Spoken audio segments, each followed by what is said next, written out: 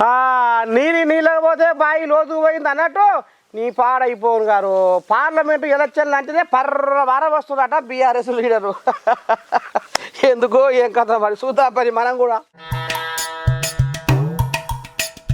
ఒకప్పుడు కారు పార్టీల టికెట్ నాదే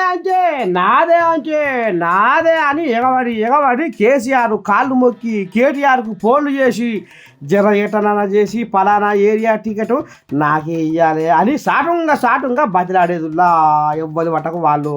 కానీ అసెంబ్లీ ఎలక్షన్లు అయిపోయినాక కారు పార్టీ నుంచి ఎవరు పోటీ చేస్తుర్రు పార్లమెంటు ఎలక్షన్లల్లా అంటే అమ్మో నేను మాత్రం చేయను అని కరంగా తిరుగుతున్నారు అడనుల్లా బీఆర్ఎస్ లీడర్లు. ఇక ఇప్పుడు గాలి మొత్తం కాంగ్రెస్ది బీజేపీదే నడుస్తుంది. జనాలు కూడా గాళ్ళనే కలవరిస్తున్నారు. మేము ఎంపీగా పోటీ చేసి పైసలు ఖర్చు పెట్టుకునేదే కానీ గెలువం అని కాడెత్తేస్తున్నారు అడనుల్లా కారు పార్టీ లీడర్లు. ఇక రంగంలోకి దిగిన హరీశమయ్య కేటీ రావులన్న ఇక జర మీరు ఎటనన్నా చేసి ఈసారి ఎంపీగా బరిలో ఉండాలి, లేకపోతే మన కారు పార్టీ వల్ల ఇజ్జతి పోతుంది అని తెలంగాణ భవన్కు వినిపించి ధైర్యం చెప్పుకుంటా పోటీలో ఉండాలని చేతులు దొరికించుకొని బతిలాడుతురాడనుల్లా. ఇక అట్లా బతిలాడినా ముఖమంతా మార్చుకొని అత్త మీది కోడలి లెక్క ముక్కంతా ఇరుచుకుంటున్నాడనుల్లా.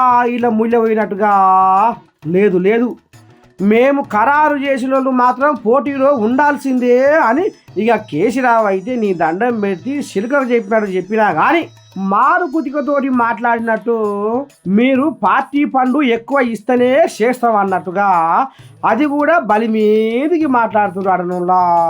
ఏమో అంటారు చూడు, ఓడలు బండ్లు ఓడలైతాయి అన్నట్టు కొసకు కారు పార్టీ కథ ఎందాక వచ్చిందేములా. మురికి ముత్తైదు కంటే వెల్లడి అయిన విధవ మేలు అన్నట్టు కారు దిగి చెయ్యికి సేకాండు ఇస్తే బాగుండురా అని గుట్టుకు మిటుకు అంటున్నాడనుల్లా కారు పార్టీ లీడర్ల పానాలు.